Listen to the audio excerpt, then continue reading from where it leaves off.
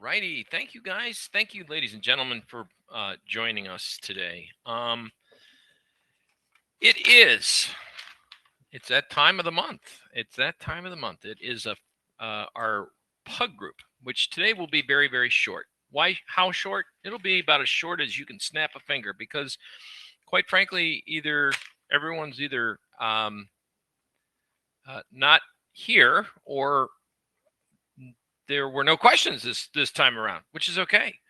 So basically what the PUG membership did, what we originally created this was for, to help people understand how to use indicators better in our programs and products to enhance your trading experiences, to give you the best edges that one could possibly have in the market. We took that, and before we begin, I think we should all say is, I think the sound check is all right. Is the sound check all right? Jake, I'm not golfing. No, sir. There's going to be a lot more golf in my future, I'm sure. Let me double check on the sound. I got people saying, what are we saying? Don R., thank you. George Valle, not only did you take the time to email the question, but you typed it in the room, and you're first on the list because we will get to your questions. Wow, what an interesting time we have. It's and I know that Brandon, you're in here, and that's nice. Don R., you see the work that we do in the live room and in the algo room, which, as a disclosure, let's get through what I said I was going to do there. Trading involves risk of loss, and past performance is not indicative of future results, but we certainly when we don't have a software or a brokerage firm doing updates that cause all kinds of problems, things can work perfectly. Why do they come up with updates? I don't know, to make lives miserable. Why does Microsoft do it? Why does everyone do it? I don't know. Why does Adobe always have every day some kind of an upgrade that we need to do? All right, listen to this, friends. No, it's not Budweiser. It's a LaCroix, lemon flavored. They're on sale at our local grocery store. Stock symbols FIZZ, National Beverage. All right.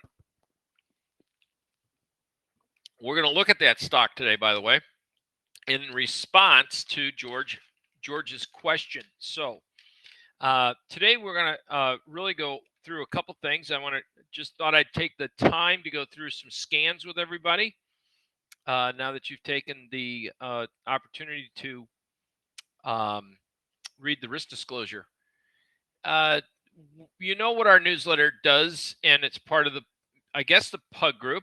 I'll just point it out. I always take not to brag, knock on wood. I don't like to brag because I believe in karma. And as soon as I say something about a winning trade, the next day the market will humble me. And I don't want the market to humble me, because it would also come at the expense of humbling my clients that follow the newsletter. But this week, just to give you an idea, there were no new positions, long or short, because we had a weekly bullish high close doji off a scan. We'll get into that in a minute. And it was Micron. So let's review. There were a lot more sell signals out this week. Some I wasn't interested in taking, like Target at the lows, or the financials, which doesn't make sense, and certainly not Boeing at this level. Why no new positions? Because we've got a few on Newmont, Micron. The trading room's done things. We've got some option positions. We called the downside of the market and got out. And again, I want to address people that ask me in the live trading room. I don't trade every market, and I don't trade every single second of the day, and nor can any human being do it successfully. So you have to be picky and choosy, and you have to have the right conditions. And I always tell people, when you're in a short, why are you looking for a new trade? Manage that position. And so we went through a transition of our indicators suggesting the market could go down. I'm sure a lot of people also saw the same thing. We put out low risk, higher probability, good return type of strategies. We were in bear fly spreads and bull put spreads, or bear put spreads, excuse me, bear put spread in the SPY coming into the week before last. We took profits on those. Then we looked to see the market of our measuring objective, persons, pivots, everything involved. So the S&Ps could get down finally, which it took a year and a day, literally a year and a day, to fill the gap at 401 in the SPY, just to go down memory lane. and possibly we could get into the 380 area. So we did. And then I said, this market should see a bear market rally, because generally speaking, we do see those ebbs and flows and rotation. So where do I get the idea of rotation, and what does rotation means? Rotation simply means that people get out of certain sectors and they take that cash rather than put it in a bank. They rotate and go into other sectors. Now, my indicators have been starting to suggest that energy, it's something is going on with energy that's not right from a technical perspective. Bottom line, it's starting to show a price divergence, not just on the indicators, but between a lack of a new high, a recent new high, and looking at crude oil with the way it's trading. So the moral of the story is we have, ironically, exposure to, let's review. It's not Apache, it's APA. They changed their name. That's an energy stock. We were in a 25-40 spread. We rolled out of the 25, jumped it up to the 35, took the credit, the money, received that cash, and it allowed us to be in a 35-40 freeze trade on Apache. And it does have too much time on it, January 23, so we're just sitting with it. It's free anyway. What do I care? Range Resources. We bought. We actually did a couple things with range resources, but the last thing, we still have the 25-35 bull call spread. That's another one that's a January expiration. IBM, people think I'm was freaking out of my mind, but here's the problem. Here's the irony. IBM's been going up as the stock market's been going down. So these got more time. This is our options. We didn't put a lot of cash in that, which makes sense to have a wide bull spread there. Uber Tech, that was a long position in stock. We took the profits and said, hey, just in case, let's get some exposure. And these are going to get these are going to be toast, because they're unless Uber goes to $40 this week. PayPal, this is a typo. That should be the June 17th 10 wide bull spread. I don't know why I messed up that, but bottom line is we'll see what happens with PayPal. That is the 3-time leveraged ETF on biotech, and we are looking for that to go up, and it is bottoming out, and we'll run through that with you today. Twilio, I wanted to be in Twilio, and then for the trade room, we bought some, and as we'll share with you in a few minutes, and we're trying to add on to that trade, and I really should have gotten off my lazy fanny and sent an email about. But what I like about Twilio, we'll go through that one as well. And then finally, last but not least, we reversed from being bearish and looking for a market, and then reversed and did a unweighted bull call fly spread for limited cash. So we took some of the profits on being bearish, the market strategies, then flipped into being bullish. These are the June 17th, 412, 420. That's an 8 wide. The difference between 412 and 420 is, drum roll please, 8 points. The difference between 20 to 25 is 5. So you're more bullish to the upside, which we paid more money, rather than being in a what we would call balanced fly. Balance being equidistance from the long to the body, from the body to the wing. A butterfly simply is a 4-legged strategy. You're buying one closer to the money option, in this case a call, selling 2, which is considered the body, 1 versus 2. Then you'd go, wait a minute, you're long 1, you're short 2. That doesn't add up. That's a -1, John. 1 minus -2 is a -1. But, oh yeah, then you buy the other wing higher up, 425. So if the stock goes only to 415 or recovers to maybe 420, we're going to bank some cash. We don't even have to hold on to that trade. If it gets to where I think the S&Ps will share with you, I think we're prognosticating somewhere at 411. We might get up to between, I don't know, round up 411 to 417. Now, if I was sitting on the other end of this conference, I'd be like, this guy's just rattling words off so fast, I don't know what he's saying. For those that are experienced trader, bottom line, we were using ways of getting engaged in the market that would give us a decent outlay of profit, making it, in other words, worth our risk and our time and being in a trade. If this option doubles, or I believe it's going to do a little bit better than double, we want to be proactive and have offers resting, and we talked about that in the live trading room. Newmont Mining, metals and mining, it's interesting. In the highest rate of inflation, nothing's happening. And then finally, long position in Micron Technologies. That's a nice trade from 67.42 to where we are today. So with that said, what has given me the and how do I do this? Like, well, it's kind of easy. We look in the live trading room and we look for different. First off, we got to get a trade idea. So, what are my trade ideas? And it's so excellent. I want to thank George for kicking off the whole concept of how do we pick these stocks or these sectors and or ETFs. So George had a question. It's two questions. John, can you rank in importance 2 to 3 indicators I use to determine the condition of the market? And the answer is depending on what the market you're talking about is. So first and foremost, I think the number one thing that I look at is the PPS indicator, regardless of what the market is, because I can use it to scan, and I already took the liberty of doing that. After today's move in the market, out of all the stock universe in Thinkorswim, all stocks, we generated 6,857 new daily buy signals. Now that's all stocks. A little hard for me to go through in this environment today, but by industry, let's go and look at healthcare, and I'm just going to go biotechnology because selfishly we have a position there.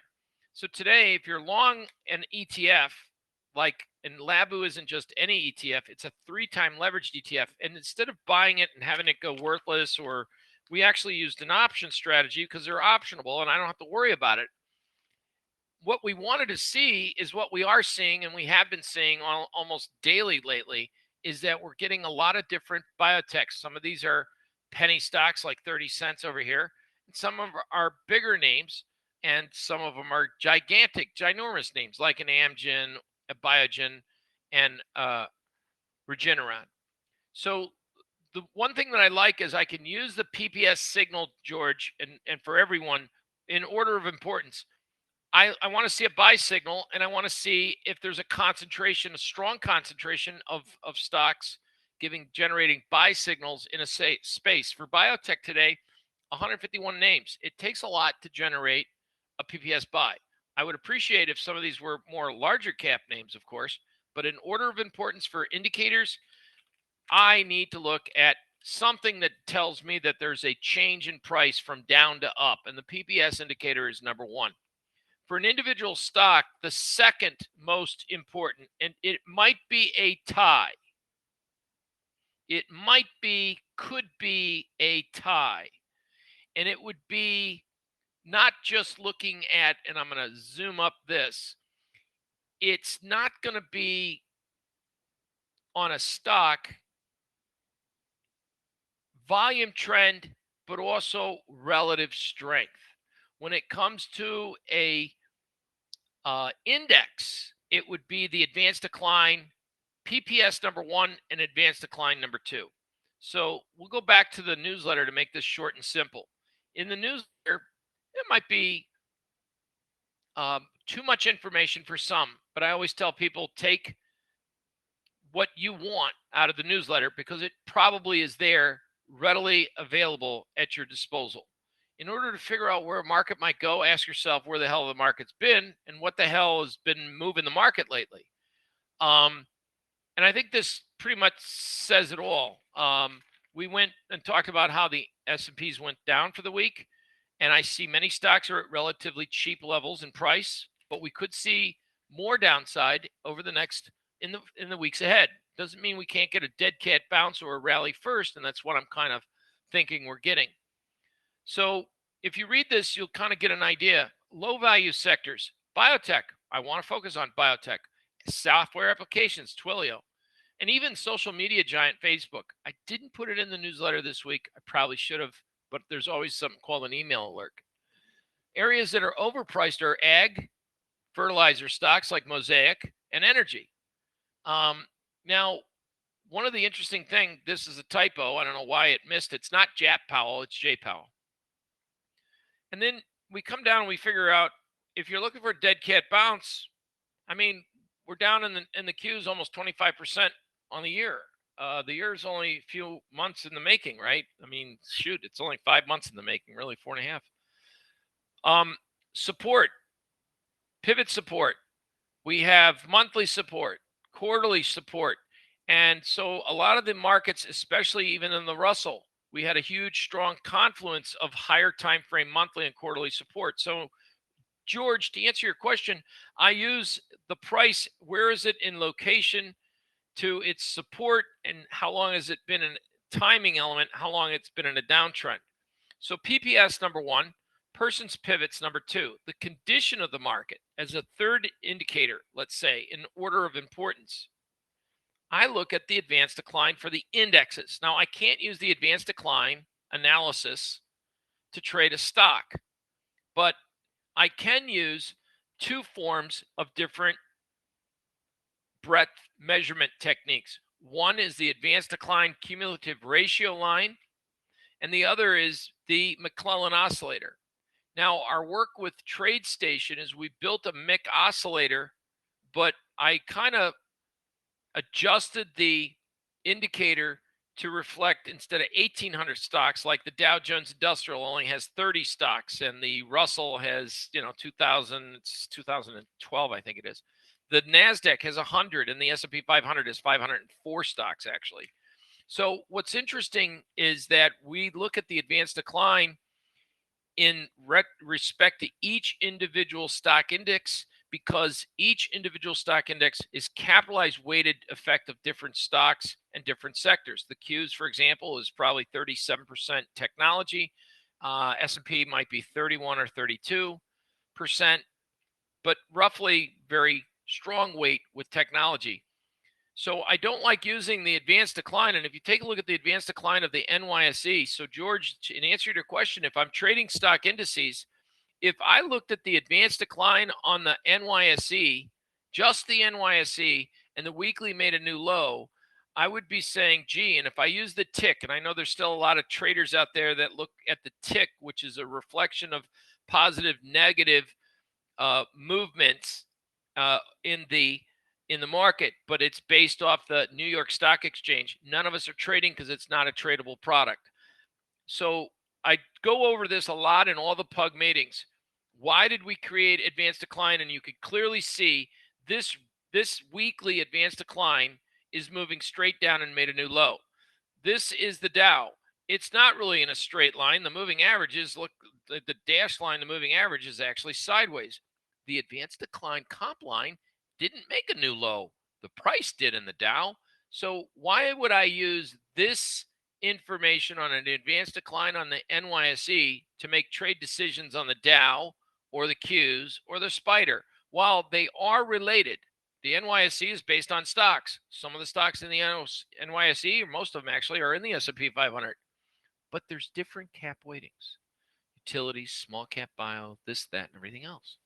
So friends, if I take a look, funny thing is, I take a look, and if I want the right opinion, cumulatively, what sector, what stocks of an index are doing better, the best tool for that is, by all stretch of the imagination, advanced decline. So let's start from the beginning. If we're trading stock indices, what's your favorite indicator, the number one most important? Well, it has to be PPS. If you say, what's the next price outlook indicator, I would have to say person's pivots, number two. Then if you ask, well, what is the best indicator that you use to measure the bullish bearish condition or health of the market? Is it volume or is it advanced decline in regards to trading stock indices? And I would say it is got to be, by all measures, hands down, the advanced decline comp ratio line, because volume could be tricky, can be absent. Like on Friday the 13th, we had probably close to 70%, 75% of the stocks in the S&P 500 were at 50% of their 10-day average volume. Let me repeat that number. 75% of the stocks in the S&P 500 on Friday the 13th traded at or below or near 50% of their average trading volume, which, and the market at one point on Friday was up in the S&P 500 over 3%. So thin volume days, it can make a market go up. Thin volume days might make the market go down. But if the advancers are outweighing the decliners, it's a very bullish, or it's more of an edge of a bullish day. So for me, volume eventually has to come into the market, or price is going to readjust. And so for the most important indicators, it depends what I'm trading. And if I'm trading just the stock indices, I want the advanced decline, which is one of the main reason in our algo room that I have the S&P Spider ETF up with all of the best indicators, whether it's the breadth, it's the Person MIC oscillator, the modified McClellan oscillator, my specific volume tool, NOBV, and stochastics. We have those indicators. Why even stochastics? If my work is so good, why do I use someone else's work? Well, I kind of worked for George Lane, and I kind of respect the stochastics, but it also is a very strong indicator that a lot of other people use, and it goes to reason. If other people are looking at an indicator, I want to kind of look at that every once in a while to kind of see what my A, competition is doing, and B, what the masses are looking at.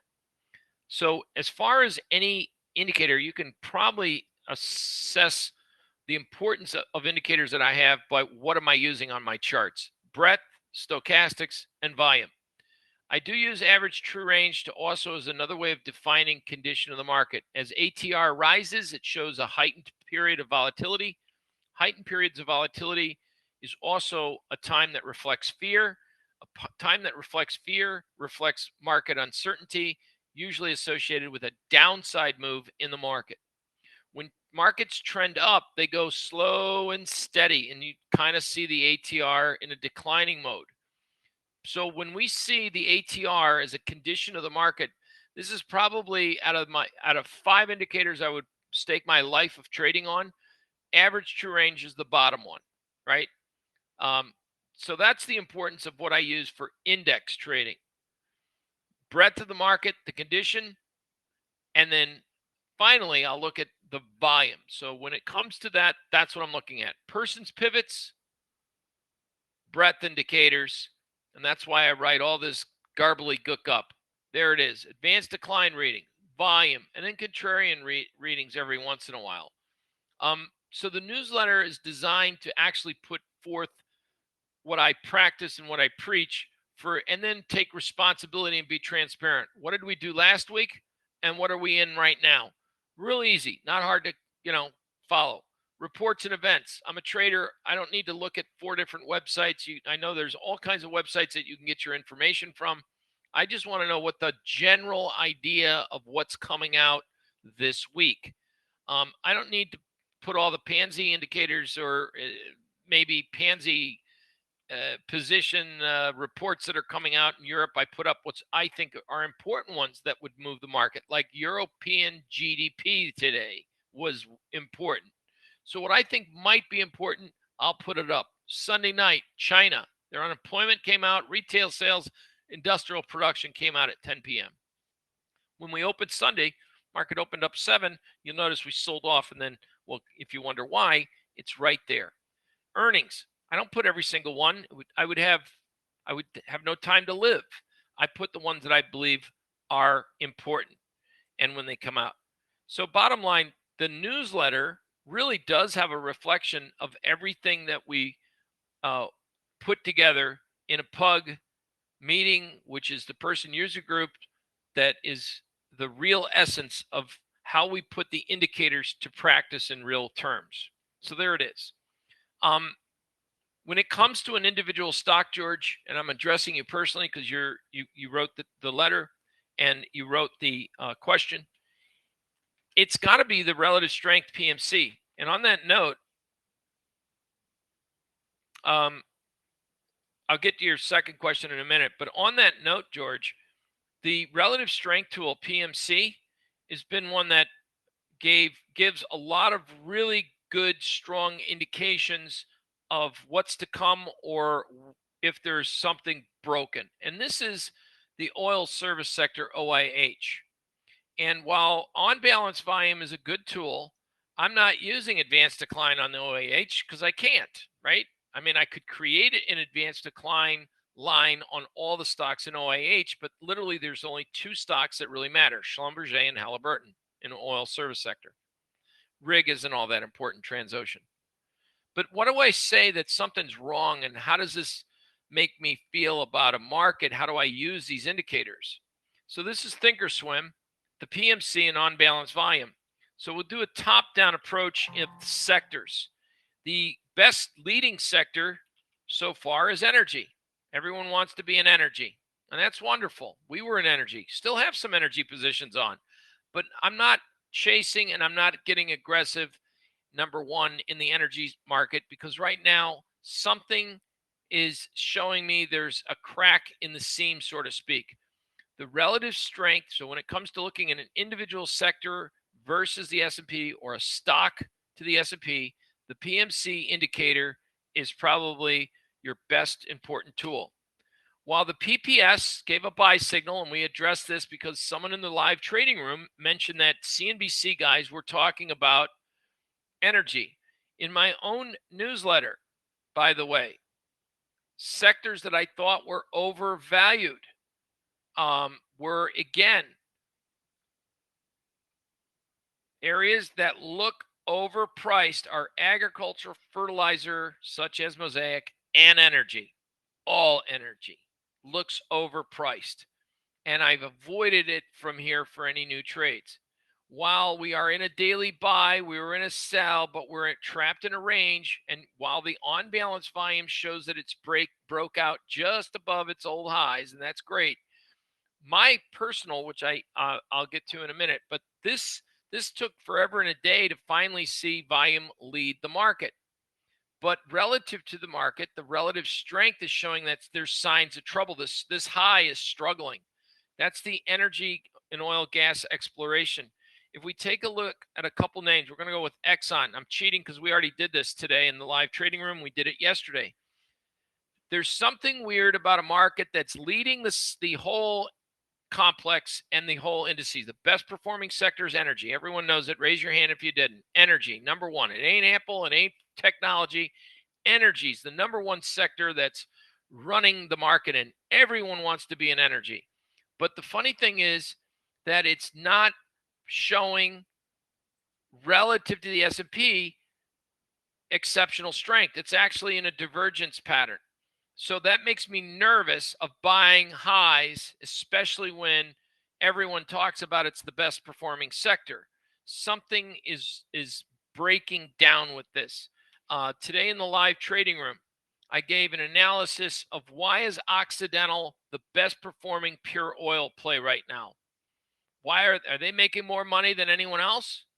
No, they have a popular guy by the name of Warren Buffett, that everyone knows famously bought a stake and granted a loan to the for Occidental Petroleum to buy another company, and receive that gift of that loan, he got an 8% coupon warrant, I believe, that he could convert to common share stock. I'm winging this off the top of my head. I know 8% is a fact. I know he got a warrant, I believe, or on the loan, and when the interest rates were next to zero, and I know he could convert whatever to common shares or preferred, but in this case, I think it was common. Regardless, that's why there's more attention, more than likely, in this company, Occidental, because of their revenues from higher energy costs. And energy is trading here, if you notice, at one of the highest price levels that we've been in. This was a 2-week wonder and plop, but the average price, if you think about where are we are at literally for crude oil at a historic price, near a historic price at 115 where we were today. What's the problem that I find with the market at this level? When I look at CVS, Chevron, CVX, and I go, once again, all right, there's some decent volume, but it's not like it's breaking out to new all-time highs when the price just broke out to a new all-time high, and it's struggling up against that all-time high, meaning it's not a wide range bar, and the relative strength can't even get better than when it was. And so from that level or this level or that level, George, what's my best tool? If I relied on balance volume, this would suggest I should buy it because it's making a new high breakout, and I should get long up in here at the highs. But the relative strength tool is saying, no, don't do that. That might be a stupid move. It's suggesting that the market is while it's strong, it ain't strong as it should be, because its prior peak had a higher reading, and now, if you can see what I'm talking about, that indicator is saying relative to the S&P 500, it's losing its leadership luster. Let's call it that way. It's the best way of defining it. Based on the relative strength comparative ratio, or the PMC indicator, it's losing its leadership. It's weakening relative to the S&P 500. Well, one stock doesn't make the indicator. Here's Hess. It's weakening. Here's ConocoPhillips. It's weakening. Here's Valero, VLO. It's weakening on a new high. That's a divergence. So to me, something is Schlumberger, SLB. It's weakening. It's not at a new high, but it's weakening. Halliburton. So bottom line, I'm going through these stocks with you to say, like, for example, we've done our work because the lines are already there. If the stock was at a new high and there was no volume, it would be a volume divergence. And I already addressed volume can be tricky. Markets, like they did Friday, could go up on thin air with no volume. But over time, meaning 3, 4, 5 days, if markets go up and the volume's not dramatically increasing and the relative strength is decreasing, to me, that's a weak high. It's not a trustworthy spot to buy. So it's not about, John, what's your best indicators? It's, John, what's the best indicator and how do I use them? And I think that's the whole practical point about the PUG user group. Are indicators 100% accurate? No, not a single one is. But combined, a few of them give you better odds. And almost all the indicators from the last year or so, whether it's Amazon, what was wrong with Amazon when it was breaking out and making a new relative high? The relative strength was not. The volume wasn't really breaking out. People may have thought it was breaking out to a new high, but something was weakening at that high with the relative performance undermining from its previous peak. So Amazon, so I'm just going through a case study. If someone would say, hey, John, maybe your stuff doesn't work on all markets. This is Facebook. Is Facebook's making a new high go down memory lane? Why is the relative strength not breaking out, making newer highs as well? So when you get markets that make new highs, and here's a situation where the volume was actually at or a little higher in OBV than the prior peak. So volume, it may, at least using the on balance volume indicator, has a couple flaws. So again, what's my better tool when it comes to an individual stock? I would say obviously the PPS, but here the PPS is in a buy. It's breaking out. It's a new high. John, you should be long. Well, I should have been long on the signal, not 5 days later after a big rally. And if it is rallying, what's the condition of the market? It's starting to show relative strength, weakness, not overall strength. While the performance looks good, it's bright blue. If you notice, it's not higher on a new high. If the market truly was a strong move, we should see the relative strength at a strong move or higher than a previous swing high peak of the indicator. What happened? Well, the rest is history. So I wanted to just go through, if it worked for other names, then why would I not trust it? And my point being is that right now we have energy that everyone wants to be in, and there's something dramatically wrong with the fact that it's the leadership of the market and the relative strength is weakening. The other comment that I wanted to support with you guys is like the fertilizer. Now, I'm not a farmer. I got a couple gardenia bushes in the back. They smell awesome this time of year, and some jasmine. Scott's Miracle Grow. That's about all I know about fertilizer. I do know that, being in the commodity industry, that farmers right now are pretty much done planting, except for maybe in the northern hemisphere up in that tundra called Minnesota. And it's not a really huge crop production. It's not a global leader of soybeans. They do good amount of soybean production, and corn, but not like Central Illinois and Iowa by any stretch of the imagination, or northern Indiana. What's the point I'm making? I'm smart enough to know that farmers, if they were buying fertilizer, they already bought, and everyone wants to be in fertilizer. And while that might be a good story, as this market made a new high, just as a case study. What's wrong with this picture? Here's an example where on balance volume broke out, George. On balance volume broke out, supporting that upside move.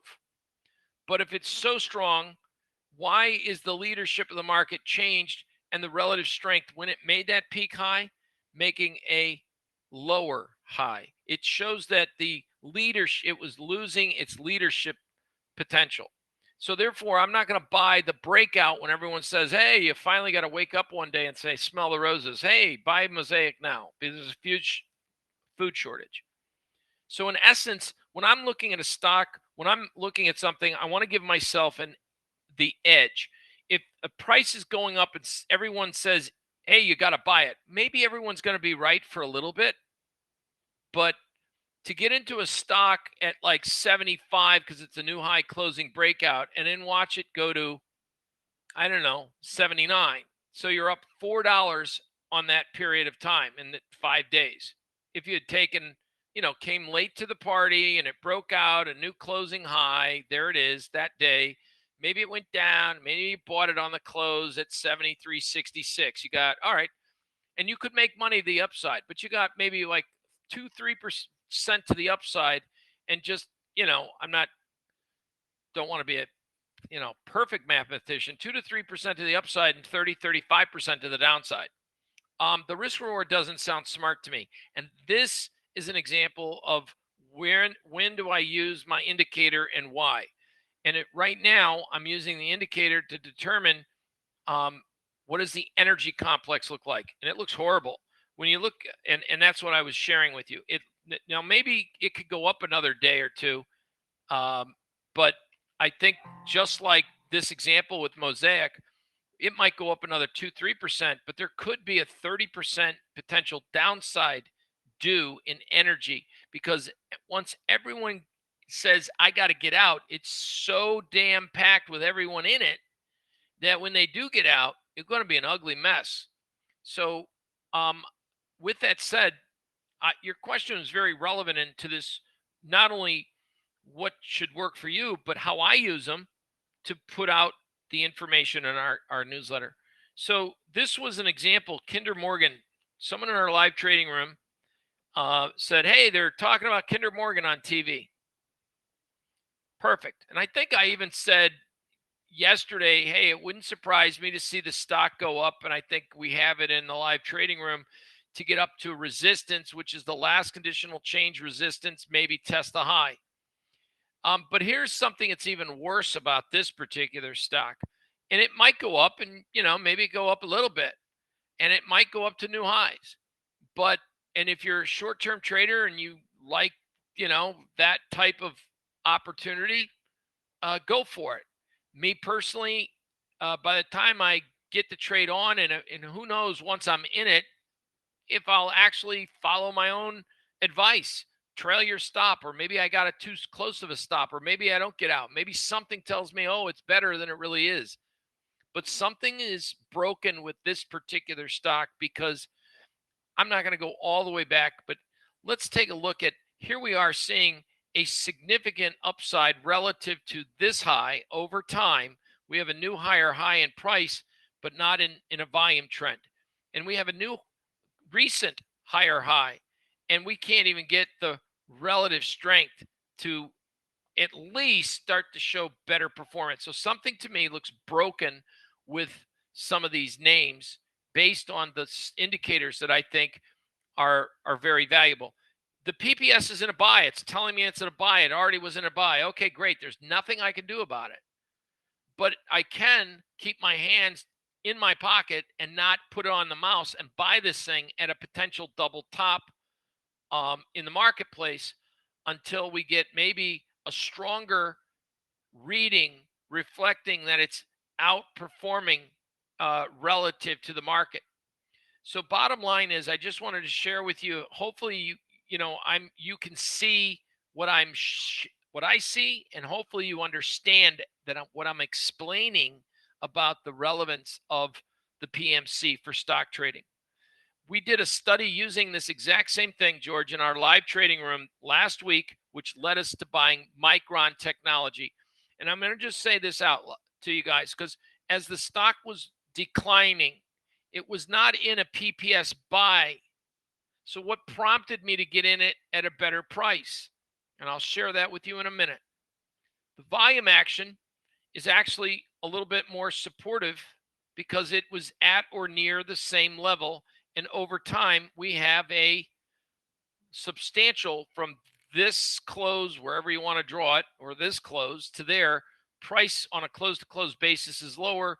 Volume close to close basis is not lower. Interesting. Next, the relative strength, the PMC, as the market was making newer lows, the PMC was improving. Its relative strength was improving. And if you can't see that the lows are getting higher, possibly you could see that the color is changing from dark red to even fuchsia. So then all of a sudden, as the market started to generate the first little buy signal, the relative strength went to outperform mode. It rallied. If you bought it up there, probably someone got stopped out on a new low down there. It hurt. But we didn't buy it there. We bought the pullback and we spread our orders out. And what did I say? I said this market, we got lucky on the half fill last week too, thank God. Nice trade. Why did it give us that setup? Is this bottom picking? No, it was buying against an old support, number one, and it was buying on an improved relative strength. It was an indicator trade. It wasn't a PPS indicator. If you followed the PPS, you were buying at 72, not so bueno, or not bad, but not as good, right? So let's clear the drawing set here, and let's take a look real quick at the weekly higher time frame. And then this is really exciting news, by the way, or something that's even more exciting. Remember in the newsletter, I suggested, hey, by the way, we have a high close doji. So even getting into this trade, the market, as it's making a new low, the weekly relative strength was not making a new low. Here's the old low of the relative strength, and here's the new reading. So the opposite of a market that's at a bottom, this market is, or a market that's at a top, market that makes a high and a breakout and the relative strength doesn't go and lead. This is supposed to be leading. If you remember at the beginning of the year, oh my God, it's a semi-chip conductor. It's a shortage and you can't get them, and car prices and this and that. And we've been hearing that story for years now, 2 years, over 2 years. You know, chip manufacturers switched from cars and other applications to providing chips for home computer-based usage, home businesses, right? So computers and tablets. So how long does it take for a semiconductor to switch your factory back? Because that was the story. That was the excuse. No one's ever really followed that up in the news. Hey, guys, how long does it really take to change your production facility from a semiconductor for a laptop to a car? I mean, really, is it can't be that difficult. But that was the story we heard. So either they're not telling us the story, or that last story was a bunch of crocky, you know what, take it, or it's a monopoly, and I don't know what the story really is, and I don't think we'll ever find out. But we were fed via the news, and you can Google it, that semiconductors are behind because they converted it was in someone's earnings. I think it was even AMD that said it. We converted our factories to produce chips in tablet use and other computer use because of the surge in demand due to the pandemic for computers. Okay. Well, we all bought computers. Switch it back. What does it take you? A week? 2 weeks? Not 2 years. So something else is wrong. But anyway, Micron Technology, looking at the daily chart, when it showed up last week and we're saying, hey, guys, this looks pretty interesting. We got a doji, and we could probably look at this to buy on a pullback, because if it does generate a high close doji, it'll be important. So we were looking at an indicator trade. Let's switch over to a 60-minute chart. Wow, the 60-minute chart even was reflecting that as the stock was going down, where's the relative strength? It's at the same level, just about the same level, but there is no weakness in that relative strength compared to past price action. So the current low close was near older low close. Why is the relative strength less bad? And in fact, on that red line down there, that daily sell-off, the relative strength was in blue mode. It was outperforming. The volume formed what we call convergence. So this was an area to buy, and that's where we scaled in half and half, and we had the stop in the right spot. So it was an indicator purchase, not a price-based purchase. If we use the price-based PPS, we would have been buying up here even on a 71 print with that. But we bought based on indicators and used the right pricing structure. Now, I'm not bragging. I'm just sharing with you, how did I pick Micron? Why didn't I go with something else? So again, review. The volume was actually solidly at a floor, a base, even while price was making a newer low from, again, a preceding time frame. From that day's low close right there to here, we have lower price, same volume. From that day's close with the relative strength, we're in a positive bright blue. All right, so let's get rid of this. So when you're running a scan and you say, all right, I only have X amount of dollars and I'm seeing 5 semiconductor or 3 semiconductors generate a buy signal, which one should I go with? So that's a relevant question. Very relevant. John, you just ran a scan today. So let's double check something else. Let's go over to industry and let's just do technology, right? I'm going to go, well, let's go semis. We'll just do all semi. Interesting. Marvel's in there. We got Intel's in there. Cirrus Logic's in there. Boy, Texas Instrument. We've got, I thought CW was Curtiss-Wright was more, is that, oh, that's CVV, excuse me.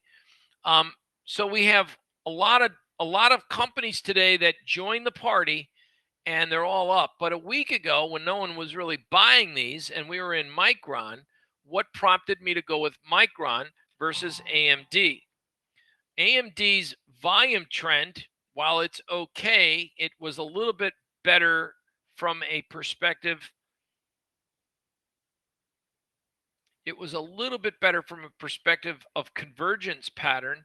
The relative strength was improving, but it wasn't as strong and as long of a time period of relative strength as Micron was. Look at the bars. Only, I mean, really, at that point when we were buying on Micron, AMD didn't have as much history of relative strength improvement. So I could have bought it, but instead we went with Micron. Let's take a look at the picture. When you buy Micron and you're already in a bright blue, it had been in a stronger relative strength pattern. That's why I went with Micron versus AMD. NVDA, freaking disappointment. If you bought an AMD the other, or NVIDIA the other day, I mean, the same time frame. I mean, look, the volume made newer lows. The relative strength isn't even outperforming. It's not even, it's just barely improving. So again, the biggest, baddest boys, you know, if you bought in here, you'd be like, okay, but I wouldn't even, that's why I didn't buy this company, because the volume made a newer low and the relative strength wasn't starting to see improvement and bright blue outperformance. When Micron made that low, it was relative strength was outperforming. I hope that's an amazing, powerful observation. I'm teaching you guys how to use this tool more efficiently. It is very powerful for equity trading. Now, I'm not going to use this for commodities at all whatsoever. Stocks, individual stocks. Remove drawing. So I'll give you 2 more examples. We'll go AMBA, I don't know, LRCX. I mean, none of these are, you know, they're up, but Lam Research, I could have gone with Lam Research, but I just didn't somehow feel like putting down $451 per share when I could have gone with a Micron. All right. So there's a big difference. You know, so when I look at the overall market, I'm looking at the health, what's the volume pattern, but mostly also on a stock, it's the relative strength. And it's not just absolute red, purple, pink, blue. It's basically, I just want everyone to understand, it's the pattern that exists in the PMC indicator that can be used like overbought, oversold, improving, convergence, divergence. And again, a longer a stock is outperforming, the moving average on your TradeStation radar screen will have turned green, meaning that the outperformance bright blue was more than a one-day wonder. It's taken several days. That function does not exist. Did not code that in for Thinkorswim. All right. Anyway, with that said, I hope, George, that answered your question and your second part of your question. And I want everyone to hopefully say thank you to George. If you got something out of today's presentation, then I think you got out of me more information that I would even give it generally at a seminar on the PMC. It's a very powerful tool if used properly, and that's all I have to teach you. It helps me if I only have X amount of dollars to put in a stock in a sector and a lot of stocks look good. Which one do I think will give me the best rate of return for my money? Now, and so bottom line, if I bought something at 67, I mean, I'm up almost 8% on the trade, it's a little more wholesome. So, I mean, 8% of this stock, if we're at 450, 10 to 1 or the other, one could have done just as good. This is a very strong bullish pattern. I eliminate it because it's a stock that's out of a lot of clients' hands to buy. What are you going to do? Buy 4 shares? What a joke, right? You could do an option. They're damn expensive. Micron fit up where we all can handle that share price and have proper stop and risk management, which is the other half of the battle. I mean, where do I want to put my stop on Lam Research, and what was my risk? And so bottom line, I use these indicators to help me comparing what the best place to put my money is on a stock. And last but not least, we'll just take a look at Intel, which, I mean, literally, I guess I could have said, hey, it looks good. It's so horrible volume-wise, and it's just so miserable of a company that cannot get out of harm's way. And it's just I will probably not look at this stock for a little while, or at least to maybe it generates a monthly high close doji. I thought it was one of the better stocks in the pandemic in 2020 because I bought in our household 3 new computers, one desktop and 2 laptops. All of them had Intel. I mean, I'm like, well, and I say that in the live trading room. I don't have a single product with an AMD, but I'm not saying AMD is bad. But so Intel, I know they're selling. They're just idiots, or something's wrong with them. The company's just defunct, or investors don't want to put their money there, and it's not going up because it's an investor strike. But if we do generate a monthly high close doji at the end of May, we get a high close doji. The volumes in a convergence. There's no doubt about it. The volumes in a convergence. The relative strength is still like horrible compared to the other names.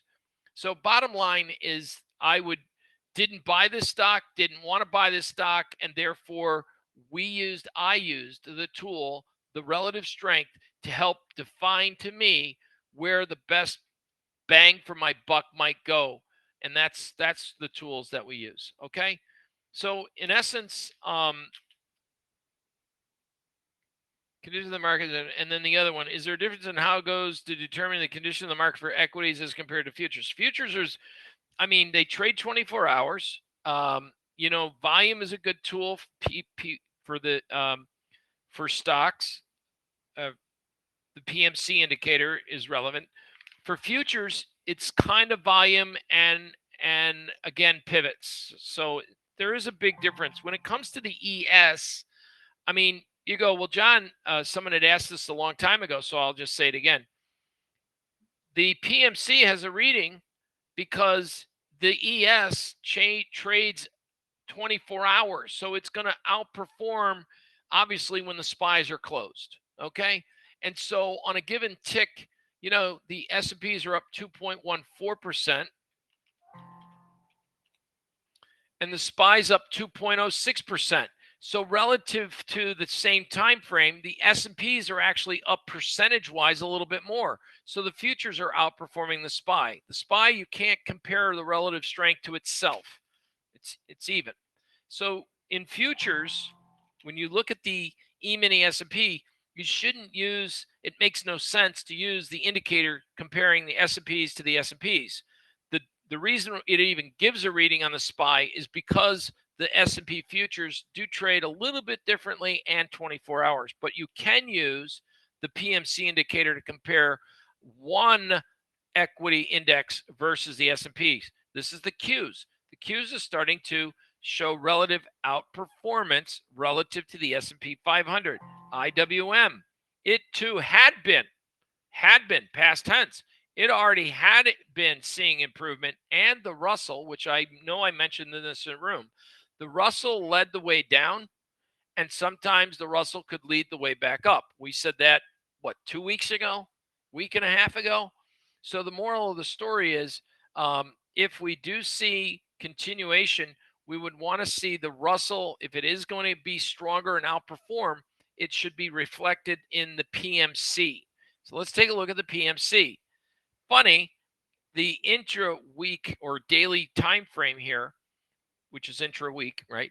The time frame, it's getting less bad, but it ain't showing a lot of love. By the way, we formed daily PPS buy signals in all the indices. This should give us a launch to a lift to our targeted levels, hopefully in the SPY.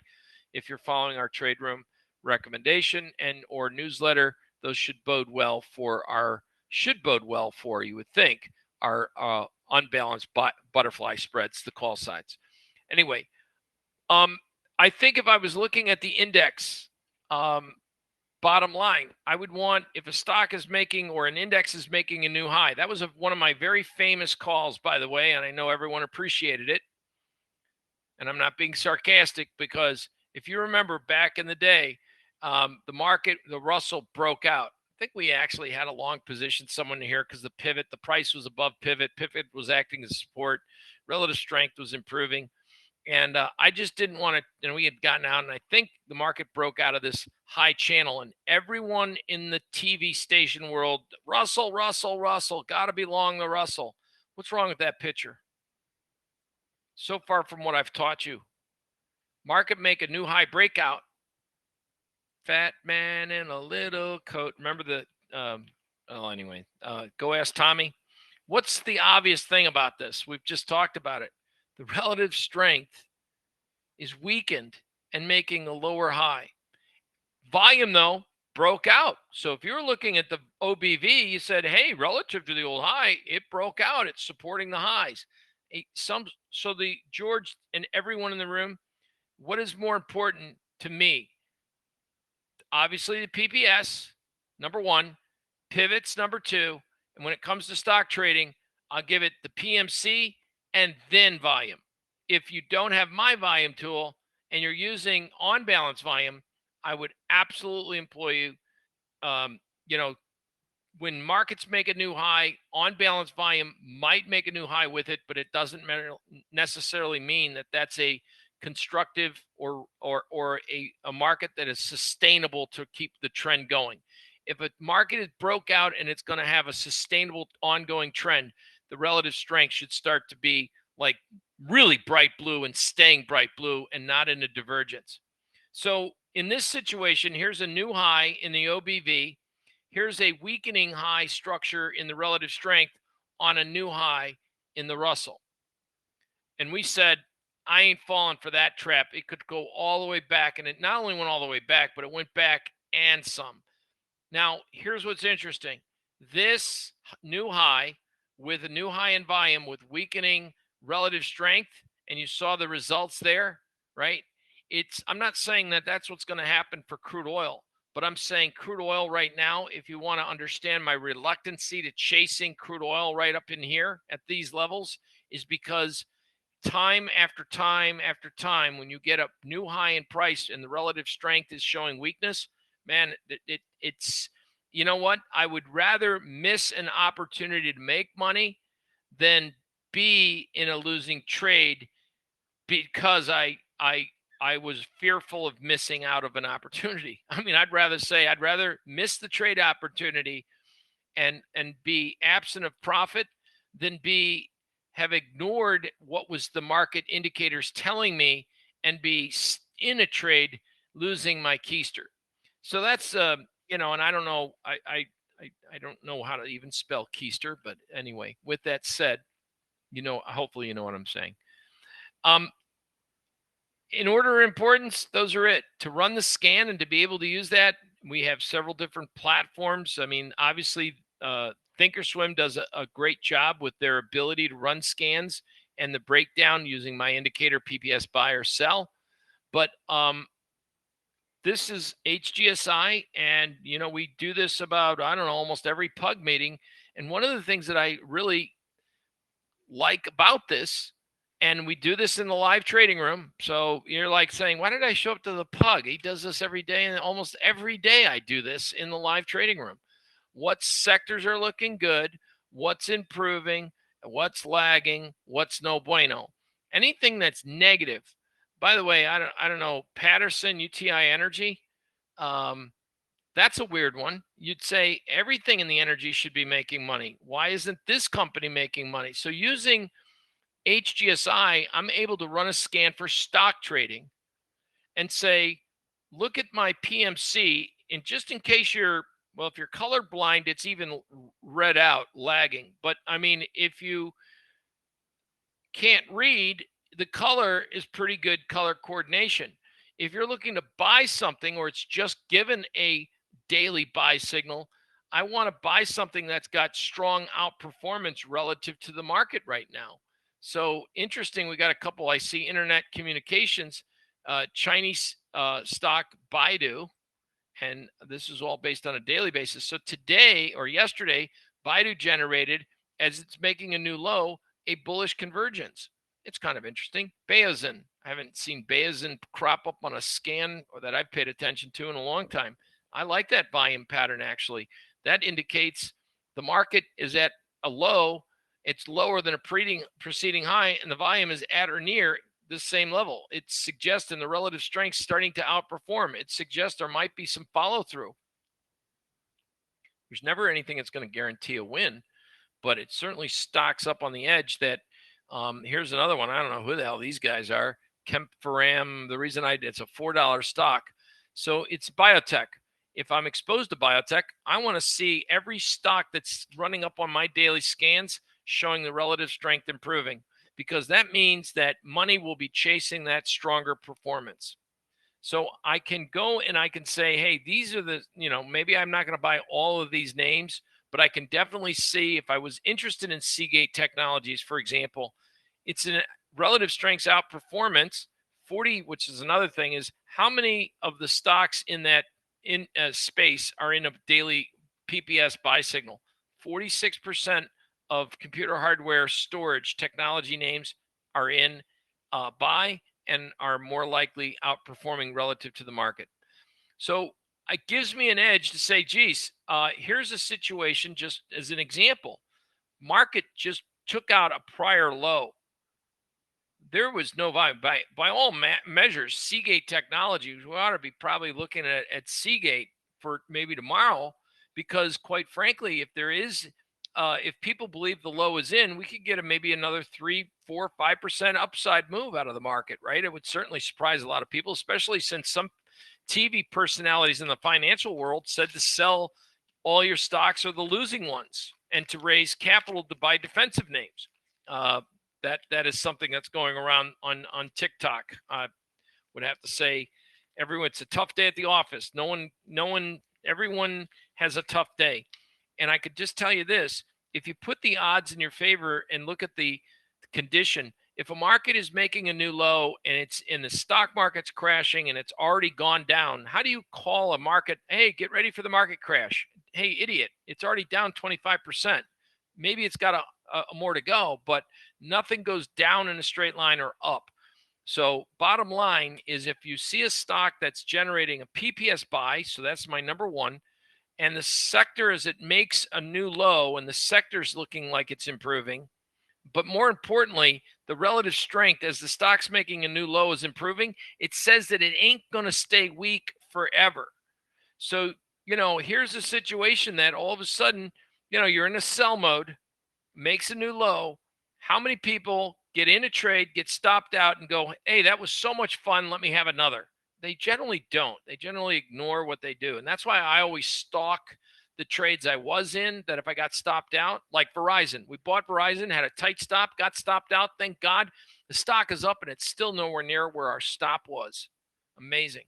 So bottom line, there's another thing that everyone should know. When you, as good as any indicator is, it's the market and it's the human nature and investment flows. If you are the only one that wants to be in that stock, nobody else in the investment world is going to buy it. It could be a great company. They could have a low PE. They could make all kinds of money. They could have tons of cash flow. But if nobody else wants to buy it, the stock price isn't going to go up much.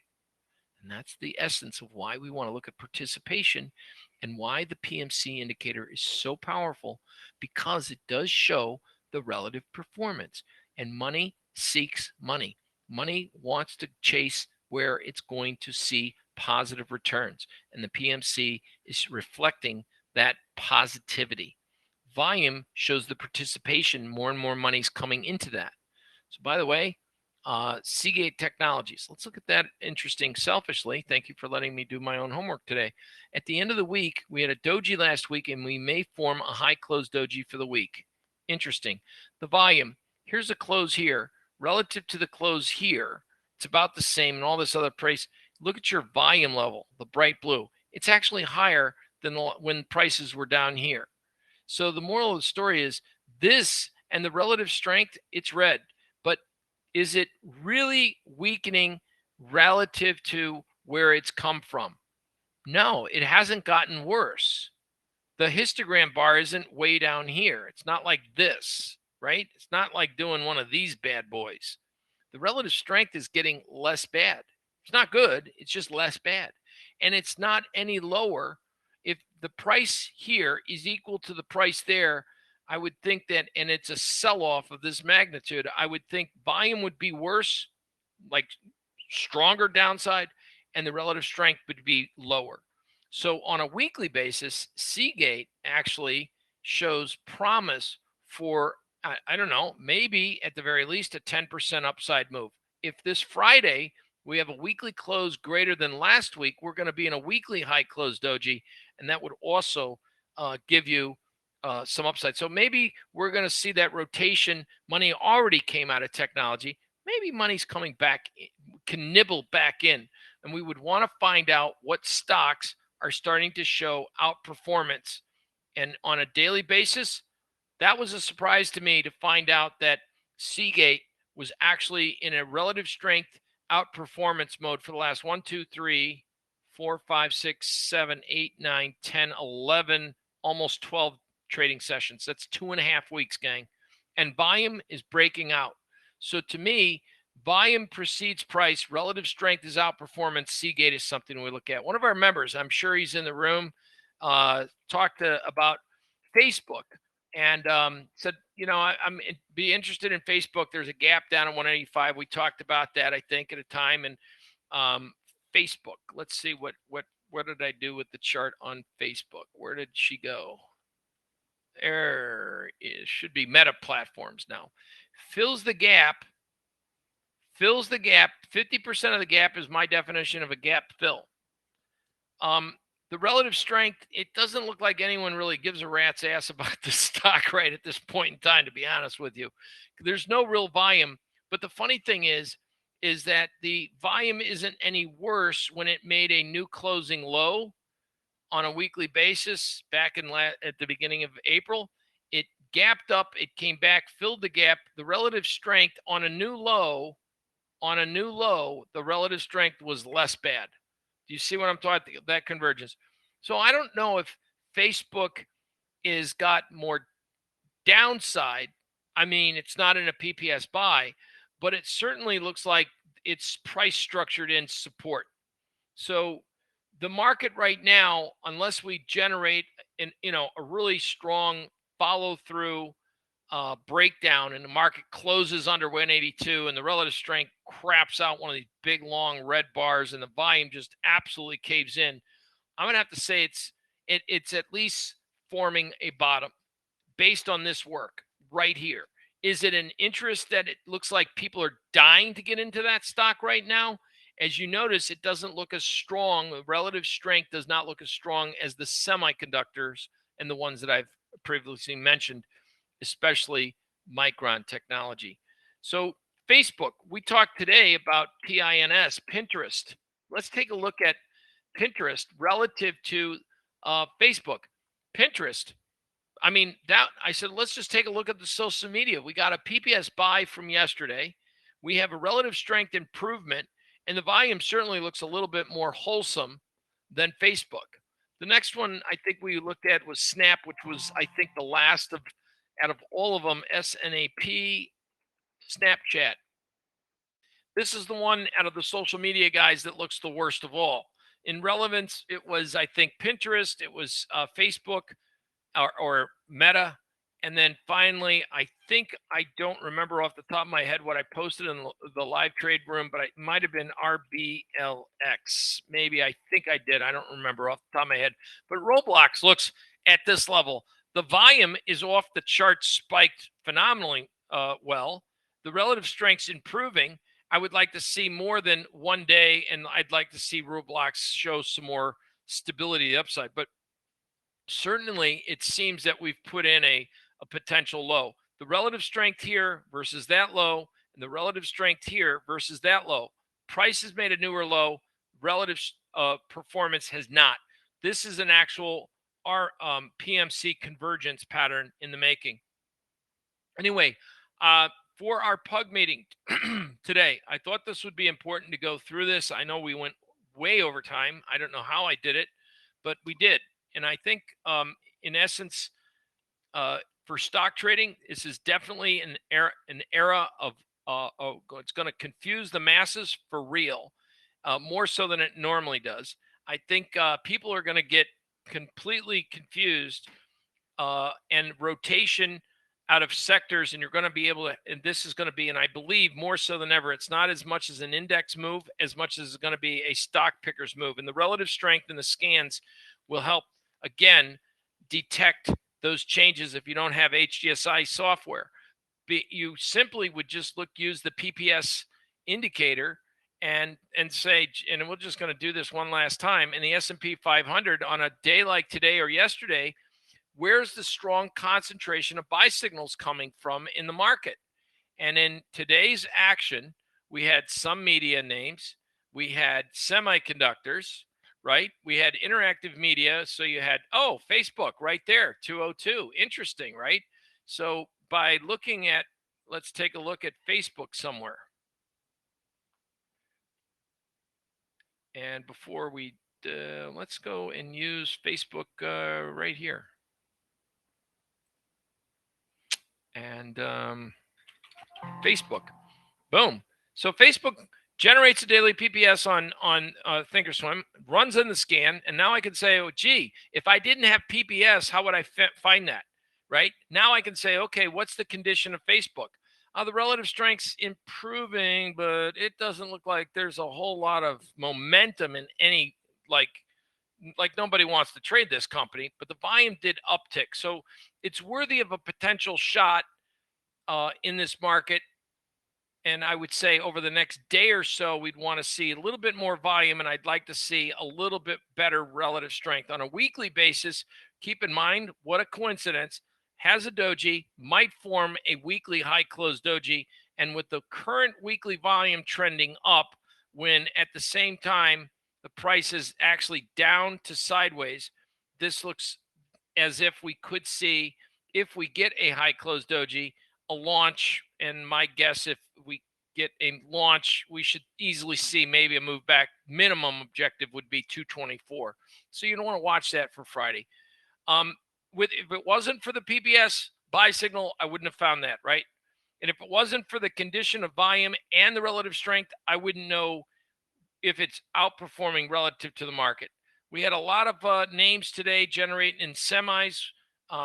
We had today some technology hardware. Seagate is one we'll probably want to take a look at, and insurance, capital markets, and a few healthcare.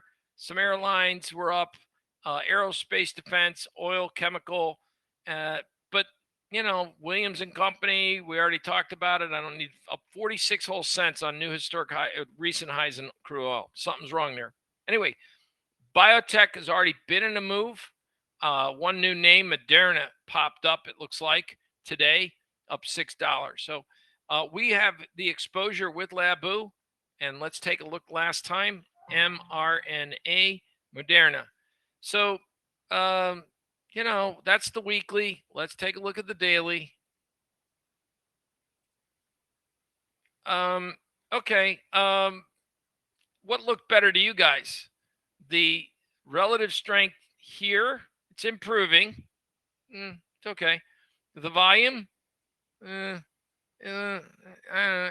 give it another day or two to see if it doesn't do a pop and then drop.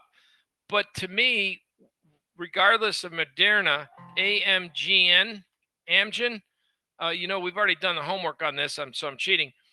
It is in an uptrend relative to the overall market in a downtrend. It's in an uptrend. Volume's in an uptrend. Relative strength, don't confuse this. It's weakening because it's weakening against a price that made a new high, and the relative strength made a new high. And that would tell me that the market is in a stronger up channel, and that Amgen probably will, if anything, go not only back to test that high, but probably take that high out if it maintains a structural channel pattern it's in right now. Because not only is the price in a channel, but the OBV is also mirroring the exact same pattern. If OBV is breaking out and can lead us, we should see Amgen into the 260 mark, and I would say probably within the next 30 to 60 days. So again, Amgen is one of the reasons why we have exposure to these options in Baidu. And I think it's not very unrealistic. I'm not asking for the stock to get to 17. I would be very happy if this instrument only came right back to maybe $12. And I think that was our initial call anyway, $12 or so. So for Baidu to get up to $12, we need some of the bigger, just for educational purpose, we need some of the bigger batter boys like a Regeneron, like a Biogen, like an Amgen. We need the big boys to carry their weight. And so far, we've done our homework already, because look at the OBV trending higher. The relative strength was weakening. And, well, why is it weakening? Because the stock's down relative to the market. You got to take a look at, you can't just look at this, look at the price.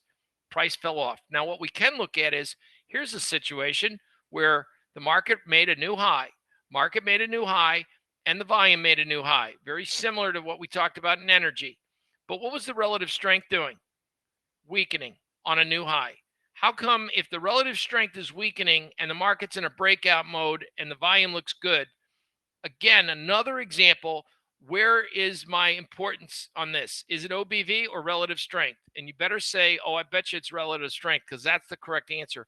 If a market makes a new high and the relative strength is in a divergence mode, it's not giving me the warm and fuzzy that this thing has the ability to make a sustainable uptrend continue. So that just means it reset. So that's where we're at right now, kind of like, gang, with energy. We'll see if we're right over time. Odds are we will probably be right. There's something out there, and maybe it is what I never saw any follow through about the government. If you read the newsletter, something was being proposed. Maybe it got shot down because it's the dumbest ass thing I've ever heard. And someone from the Democratic Party wanted to put a cap on profits or something on the oil. It was just something absolutely absurd. And it came from Bloomberg, but I wasn't able to find the story to quote it verbatim. So that kind of bothered me. So maybe there is something else out there regarding the energy complex. Something is amiss, and the relative strength is sharing that. Could it be wrong? Yeah. But more times than not, when we see a market make a new high breakout and there's relatively weaker PMC readings, it tells you that something's changing. Thank you all very much. I appreciate everyone in attendance. We went well past our bedtime here for this event, but I hope you got your money's well worth out of it. we will talk to you guys at the next one. George, thank you very much for your questions. You made the show. This was George's show, because if it wasn't for him, I wouldn't have gone hellfire bent on sharing the information on that. GP asks a question: how do I get access to study to show stocks in a particular sector? Well, how do I get study? Well, buy the input on HGSI, open an account at Thinkorswim, and the PMC is there. With the PMC comes also, we have the PPS as well as the person's pivots, GP. Or you could get TradeStation. Those are or Genesis Financial.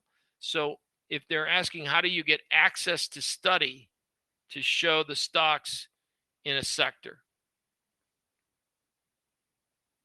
I'm not sure I understand the entire. I hope I answered that question. Jerome, I hope you're well out there. Anyway, Jay, thank you very much. And George, everyone, thank you for attending. That probably won't record well, because after an hour, they don't record well. They take forever, and Mary's going to yell at me. So we'll just say I didn't record this. Joking. We'll see if it does post. It was a very good session. And with that said, if not, we'll meet again here another month. Have a great rest of your week, everybody. And remember, we'll keep an eye on Seagate for tomorrow, STX.